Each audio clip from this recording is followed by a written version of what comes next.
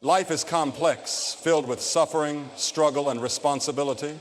Every individual carries burdens, and those burdens shape them in ways they don't always understand. A woman, in particular, faces unique challenges, pressures from society, expectations from family, and the internal conflict of wanting to be strong while also acknowledging her vulnerabilities. And here's the problem.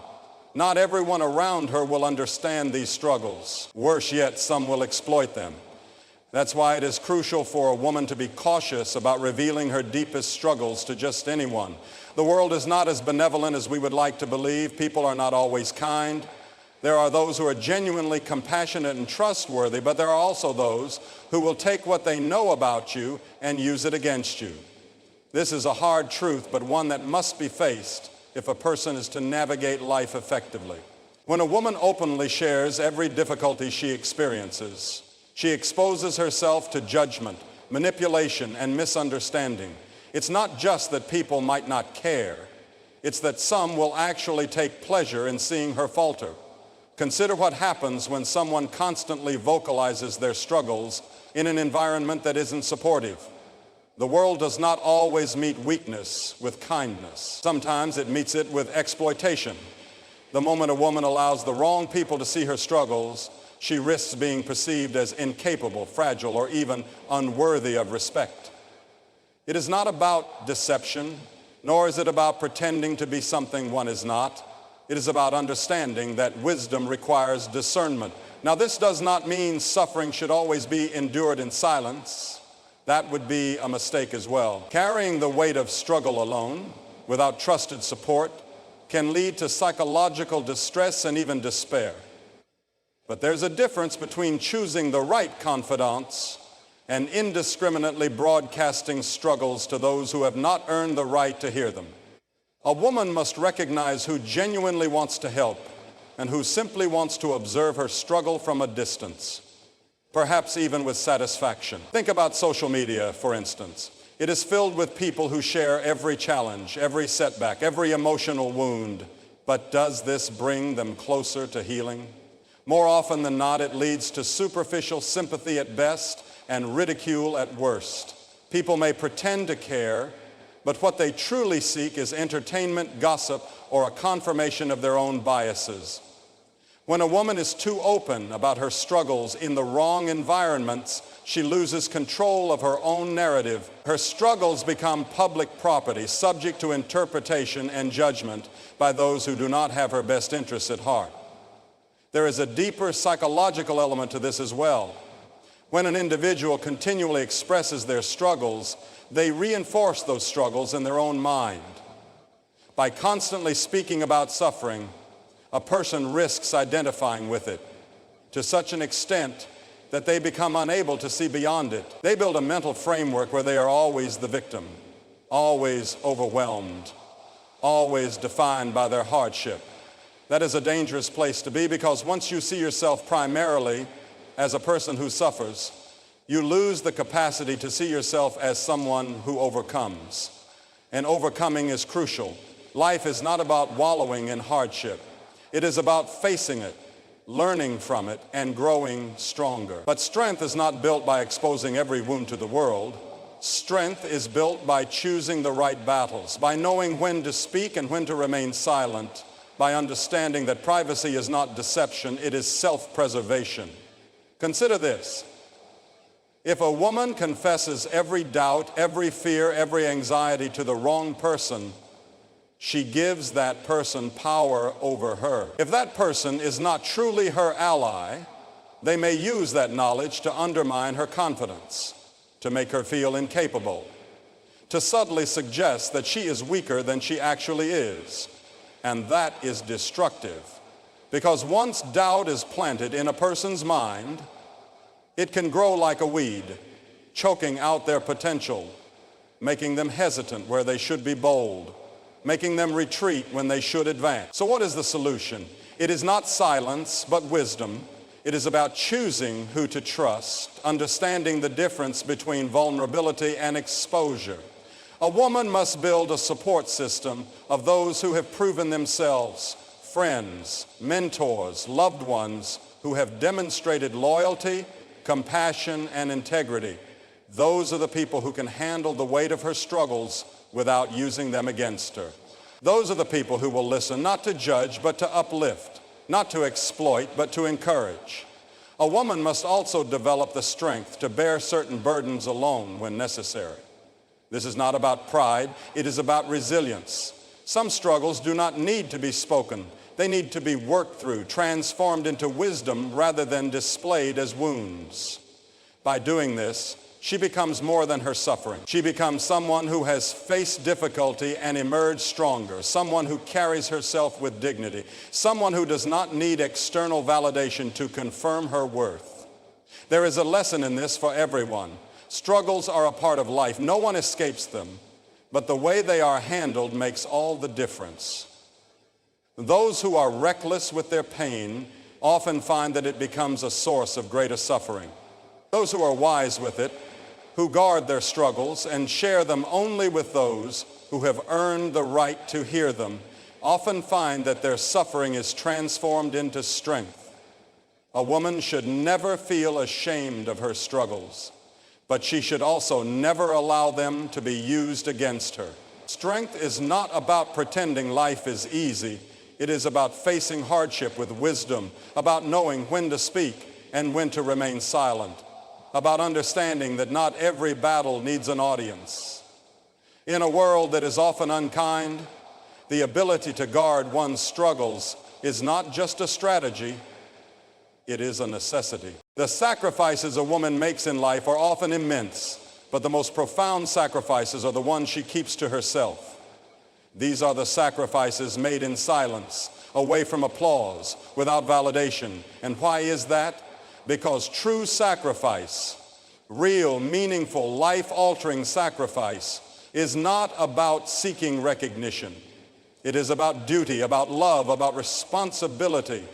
There is something deeply psychological, even spiritual, about this idea. When a person sacrifices, they are trading something of value in the present for something greater in the future. That is the fundamental structure of sacrifice itself. It is the basis of discipline, of progress, of civilization. But what happens when sacrifice is performed in public, when it is displayed for the world to see? It becomes corrupted. It turns into a performance, something done for approval rather than for the sake of what is right. Consider the mother who wakes up in the middle of the night to tend to her child. She does not do it for praise. She does it because it is necessary. Or the wife who supports her husband through difficult times, offering encouragement even when she herself is exhausted. She does not do it because she expects the world to notice. She does it because love and commitment require it. But the moment she turns to the world and says, "Look at what I have done.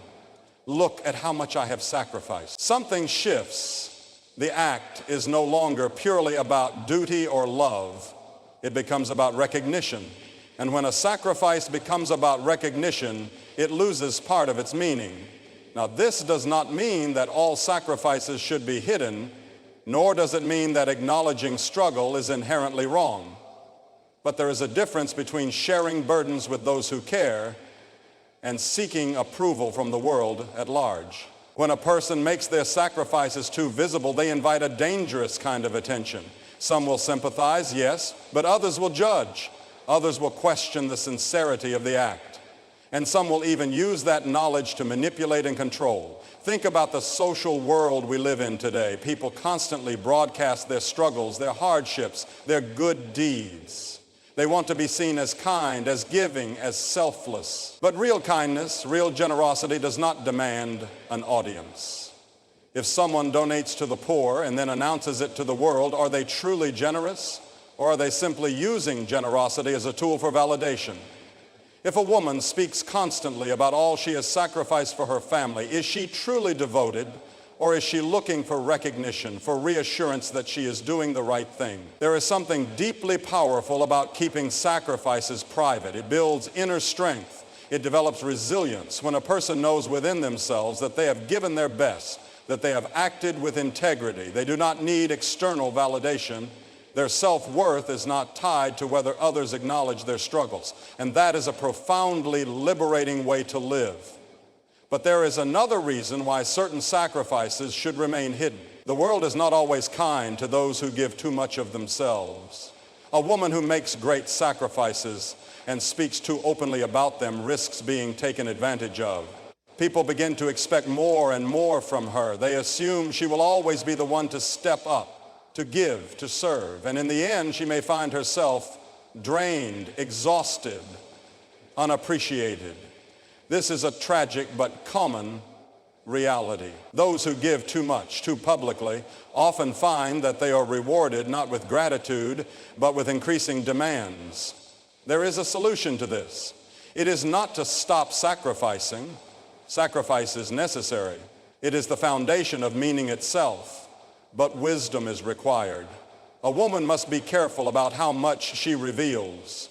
She must know when to step back, when to guard her energy, when to protect the sacrifices she has made from those who would exploit them. It is a delicate balance, giving without being taken advantage of, loving without losing oneself, sacrificing without making it a performance. And one of the most profound aspects of sacrifice is that it transforms the person who makes it. A woman who gives out of love, who endures hardship with grace, who silently carries the weight of her responsibilities, she becomes someone different. She becomes stronger, more capable, more grounded. But if she constantly seeks validation for those sacrifices, she risks losing that strength.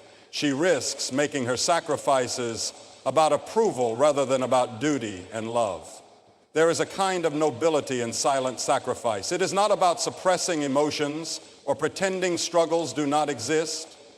It is about understanding that not all sacrifices need to be seen. Some are meant to be private, to be cherished within the heart. These are the sacrifices that build character, that forge resilience, that create a foundation of true, lasting strength. A woman who understands this truth will live differently. She will not feel the need to announce every hardship. She will not seek approval for every act of love and service. Instead, she will carry herself with quiet dignity, knowing that her sacrifices have meaning, whether or not the world acknowledges them. And in that knowledge, she will find freedom. She will find peace. She will find the kind of strength that cannot be taken away because it comes not from the outside world, but from within. Every individual holds certain dreams, plans, and ambitions close to their heart, visions of what their life could become, the paths they might take, and the goals they hope to achieve. But not all of these should be shared openly with the world. There's something powerful, almost sacred, about keeping some aspirations private, guarding them like a fragile flame before they have the strength to endure the winds of criticism, doubt, and misunderstanding. This is particularly true for a woman navigating a world that often underestimates, questions, and judges her ambitions before they have a chance to fully form. The moment she announces her plans, she invites scrutiny. The world is filled with people who will offer discouragement under the guise of wisdom, who will inject doubt where there was once certainty, and who will subtly or even overtly undermine her sense of direction. And why does this happen? Because when someone shares their aspirations, they expose themselves. They make themselves vulnerable to the opinions of others, opinions that are often driven not by objective analysis, but by personal biases, insecurities, and fears. People are quick to tell someone why something won't work, why they shouldn't aim too high, why they should settle for something more reasonable. This is not always done out of malice. Sometimes it comes from a place of their own regret, their own failed ambitions, their own fears of stepping beyond the boundaries of what is safe and familiar. But here's the problem. The human mind is highly susceptible to suggestion. Doubt, once planted, can grow rapidly, overtaking confidence like weeds in an untended garden. A woman who shares her deepest aspirations too soon may find herself burdened by the skepticism of others, struggling to separate their doubts from her own intuition. What once seemed like a clear and exciting vision can quickly become clouded by hesitation, and hesitation is deadly when it comes to ambition. It saps energy, creates internal conflict, and leads to paralysis, the inability to take decisive action. There is a psychological principle at work here. When a person talks too much about what they intend to do, they risk experiencing a premature sense of accomplishment. The brain, in some ways, cannot distinguish between talking about an achievement and actually achieving it. This is why some people fall into the habit of discussing grand plans, making bold proclamations, and announcing their next big move, only to never follow through. The mere act of talking about it provides a sense of satisfaction, reducing the drive to actually do the work necessary to make it happen. This is why some of the most successful people in the world operate with a degree of secrecy. They do not broadcast their every intention. Instead, they work in silence, allowing their actions to speak for them when the time is right. There is wisdom in this approach. A woman who guards her ambitions protects them from premature interference. She gives them time to develop, to solidify, to take shape before exposing them to the unpredictable reactions of the world. This does not mean that all goals should be kept in complete isolation. Trusted mentors, supportive friends, and wise advisors can provide invaluable guidance, but discernment is necessary. Not everyone deserves to hear your plan. Not everyone will support them. Some will project their own limitations onto you. Some will subtly or even overtly try to redirect your course for their own benefit. Others may simply fail to understand the depth of your vision and, in their misunderstanding, discourage you from pursuing it.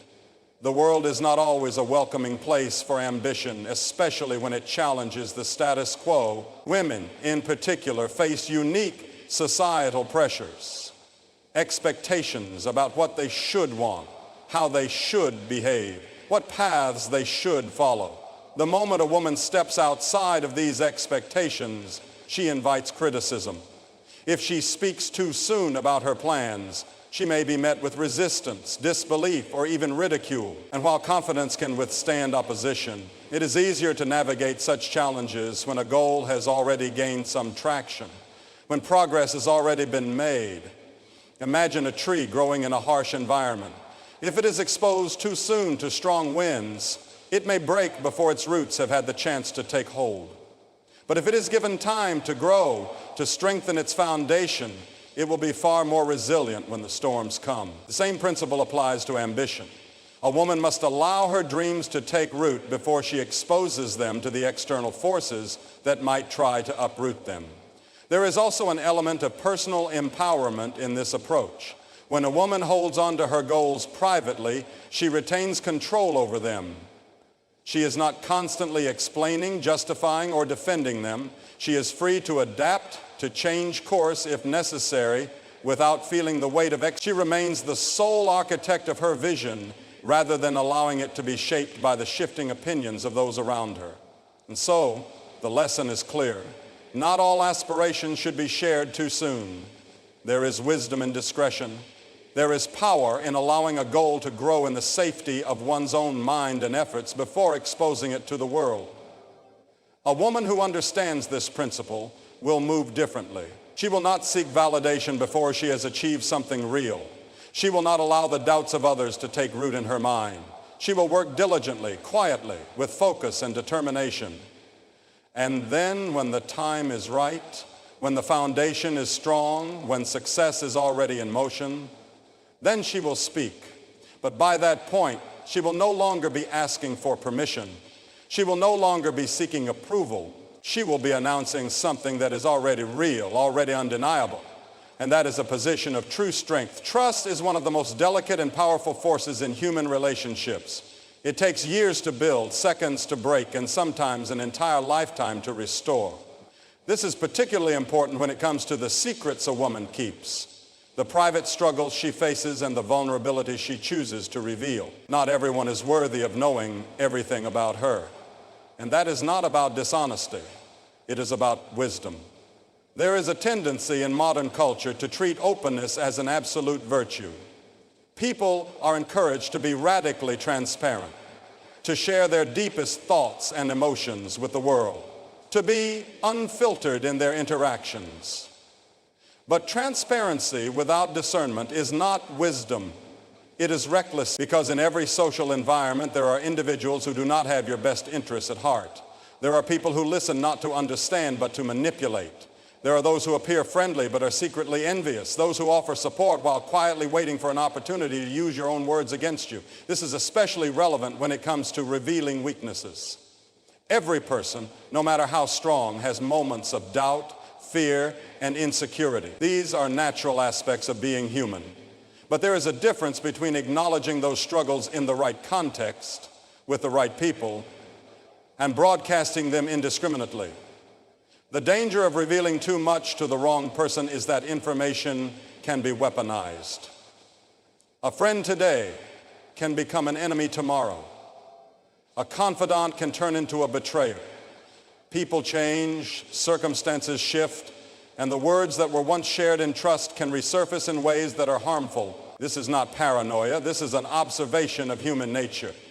History is full of examples of betrayal, not just in politics or war, but in personal relationships, in families, in friendships.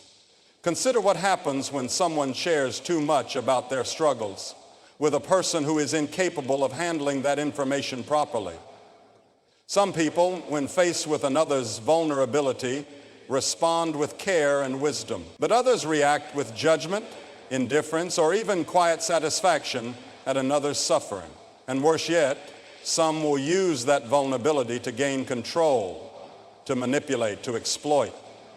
This is why a woman must be exceptionally careful about who she trusts with her weaknesses.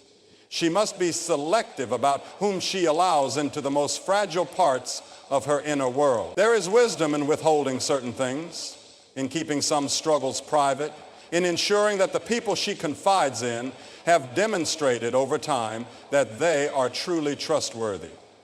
This is not to say that she should never express vulnerability. There is great strength in admitting when help is needed, in seeking guidance, in sharing burdens with those who genuinely care. But the key distinction is this: not everyone deserves to hold the weight of her struggle. Some people will pretend to help while secretly taking pleasure in her pain. Some will spread her struggles like gossip, turning her private battles into public spectacle. Some will offer advice not to assist her, but to control her, to make her dependent on them, to mold her decisions to their own benefit.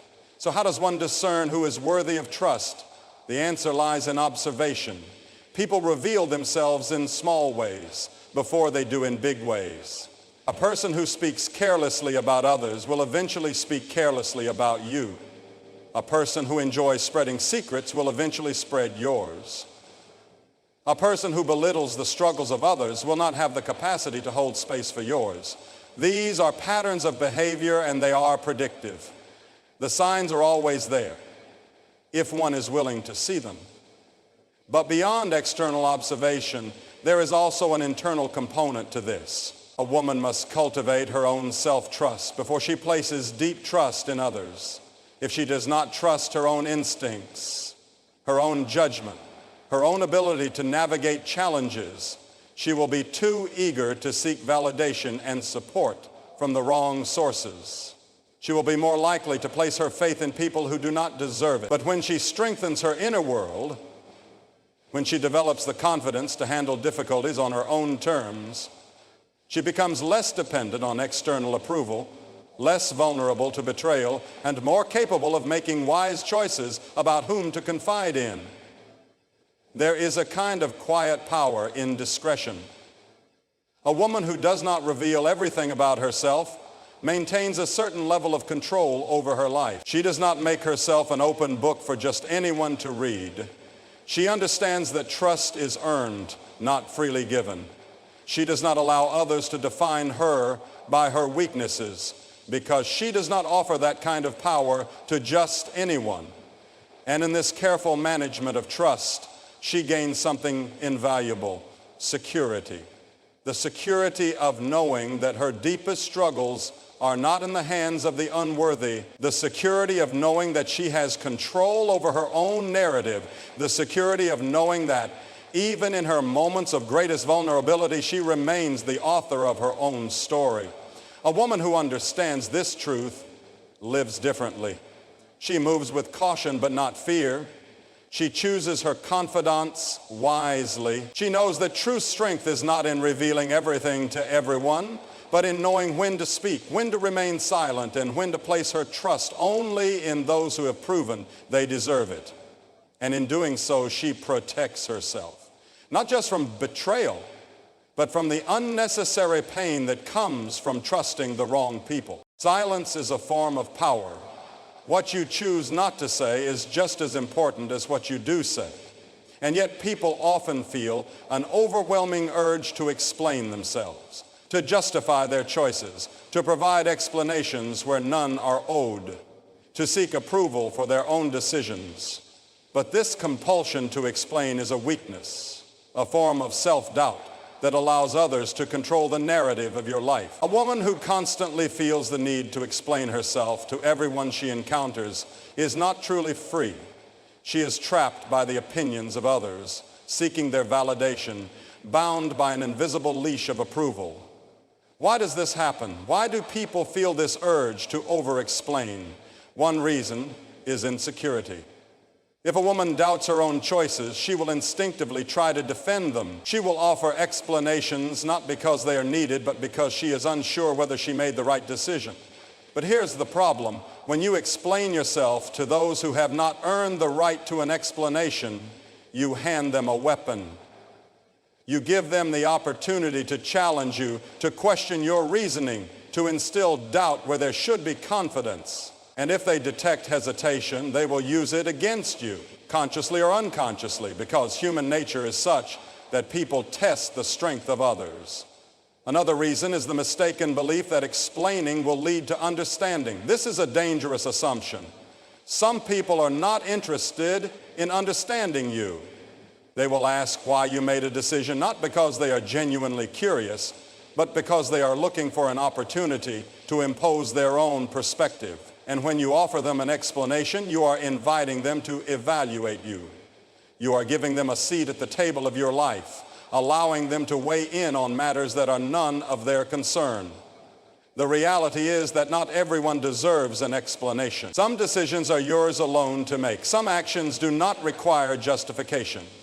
When you start explaining yourself to people who do not have your best interests at heart, you are allowing them to dictate the terms of your life. You are implicitly granting them the authority to approve or disapprove of your choices. And once you start seeking that approval, you become dependent on it. You lose your autonomy bit by bit until your decisions are no longer your own. But the alternative, silence, requires strength. It requires confidence. It demands the ability to withstand the discomfort of disapproval, the courage to let people think what they will. Because when you stop explaining yourself, when you simply act with quiet decisiveness, you create an aura of certainty. And certainty is intimidating. It commands respect. People hesitate to challenge those who do not seek their approval. They may not always agree with you, but they will sense that you do not need their agreement. And that changes the dynamic entirely. Consider how this plays out in real life. A woman who constantly explains herself will find that people push back, challenge her, undermine her decisions. But a woman who simply states what she is doing without apology, without unnecessary justification, will find that people do not question her as often. They will sense that she has already decided, that she is not looking for input, that she is in control. This does not mean that explanations are never necessary. There are times when it is appropriate to explain yourself to a trusted mentor, to someone directly affected by your choices, to those who have earned the right to understand your reasoning. But the key word here is earned. Not everyone has earned that right. Not everyone is entitled to a window into your thoughts. Some people will use that access against you, twisting your words, questioning your decisions, subtly undermining your confidence. So, how does one cultivate the ability to stop explaining unnecessarily? The first step is to recognize when the impulse arises. The next time you feel the need to justify yourself, pause. Ask yourself, why am I explaining this? Does this person truly need to know? Or am I just seeking validation? More often than not, the answer will reveal that the explanation is not necessary at all. The second step is to practice restraint. When someone questions your choices, resist the urge to launch into a lengthy defense. Instead, give a simple, confident response. If you decide to decline an invitation, say, "I can't make it," rather than offering a long-winded excuse. If someone asks why you made a career change, say, "It was the right time for me," rather than providing a detailed rationale. These short, definitive statements communicate certainty. They leave no room for debate. And the third step is to become comfortable with disapproval. This is the hardest part. The reason people over-explain is often because they fear judgment. They do not want to be misunderstood, disliked, or seen as selfish. But the truth is, you cannot control how others perceive you. No matter how much you explain yourself, some people will still disapprove. They will still judge, they will still misunderstand, and that is their problem, not yours. A woman who understands this moves through life with a different kind of confidence. She does not seek unnecessary validation. She does not waste energy justifying herself to those who have no right to demand explanations. She makes decisions and she stands by them. And when people question her, she does not offer excuses. She simply moves forward. And here's the final truth. Strength is silent. Confidence does not explain itself. Those who are sure of their path do not waste time convincing others. And when you learn to act with quiet certainty, you gain something invaluable, the freedom to live on your own terms, without permission, without apology, without justification. There is immense power in mystery. In a world that demands constant exposure, where people feel pressured to share every thought, every emotion, and every experience, the ability to hold back, to maintain an element of privacy, is an act of defiance. A woman who understands this truth does not make herself an open book for just anyone to read. She does not give away all her secrets. She does not lay out every piece of her soul for public consumption. She knows that what is hidden can be more powerful than what is revealed. Why is this important? Because the more people know about you, the more they have the ability to influence you, control you, or use your own information against you. People are naturally curious. They want to understand others, to categorize them, to predict their behavior. But not all curiosity is benevolent. Some people seek knowledge about you not to build a deeper connection, but to gain leverage. They want to know your weaknesses, your fears, your ambitions, not to support you, but to find ways to manipulate you, to diminish you, to subtly steer you in directions that serve their interests instead of your own. This is why a wise woman does not reveal everything about herself. She knows that in withholding certain things, she retains control over her own life. She does not allow others to dictate the way she is perceived. She does not give them ammunition to use against her. She understands that some truths are best kept within, that not every thought or feeling needs to be expressed, that discretion is not deception, but wisdom. Consider how this applies to relationships. Many people, when they first meet someone, feel an overwhelming urge to share everything about themselves. They believe that by being completely open, they will create trust, deepen connection, and foster understanding. But in reality, too much openness too soon often has the opposite effect. When someone reveals everything about themselves immediately, they diminish their own value. They remove the intrigue. They give the other person too much too soon without requiring anything in return. And worse, they make themselves vulnerable to being misunderstood.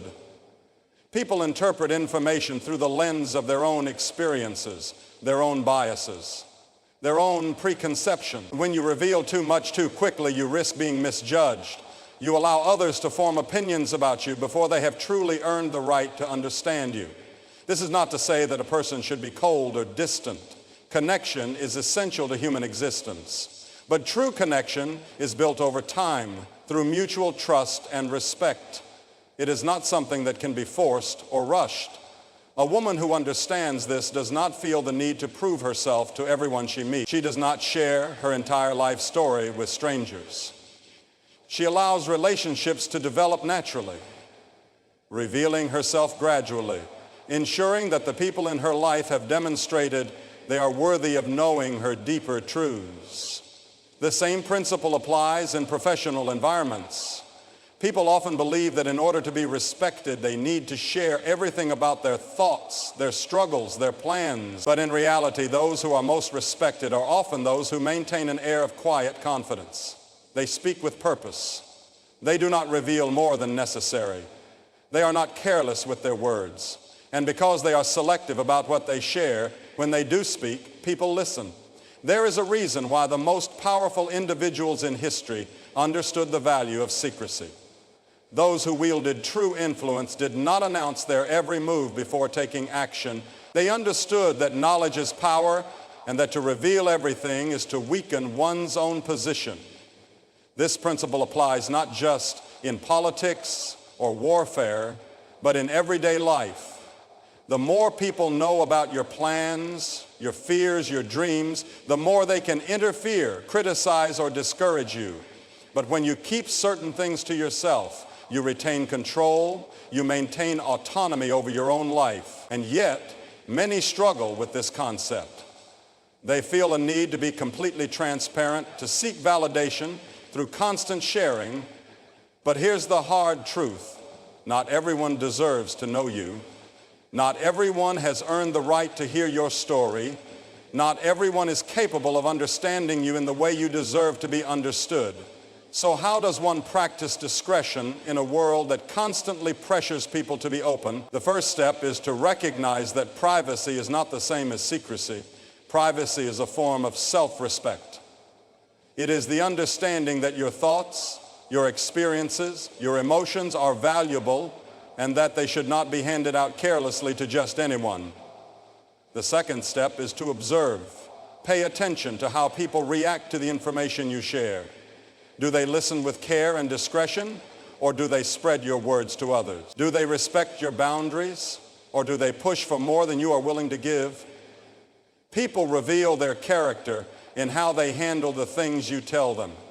If someone cannot be trusted with small details, they certainly cannot be trusted with deeper truths.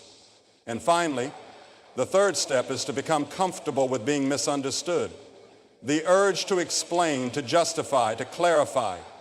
These often come from a fear of being seen in the wrong light. But the truth is, you cannot control how others perceive you. Some will judge you no matter what you say. Some will misunderstand you even when you explain yourself perfectly. And that is their issue, not yours. A woman who understands this moves differently in the world. She does not seek unnecessary validation.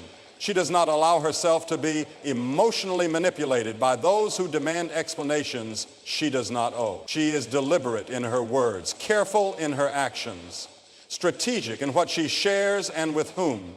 And in doing so, she gains something invaluable, control over her own life. In the end, the most powerful people are not those who speak the most, but those who speak with intention.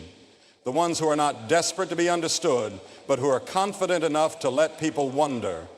The ones who know that sometimes the greatest strength lies in what is left unsaid.